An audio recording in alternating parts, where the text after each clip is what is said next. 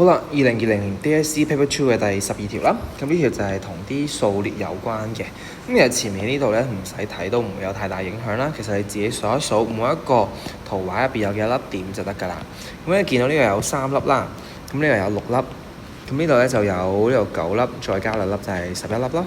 咁千祈唔好數錯啦喎。咁而家想求第7個圖案啊嘛，咁將啲數字寫出嚟先，3、6、11，咁就諗一諗，其實之間嘅差距係幾多呢？個差距就係加咗3，咁落去11就加咗5啦喎。咁啊諗一諗，其實下一個數字應該會加幾多呢？呢個係3，呢個係5，咁下一個呢應該就會加7個啦嘛。因為你會見到個上邊呢就係一個一個越嚟越高，係咁加2噶嘛。咁所以下一個數字就要加7啦。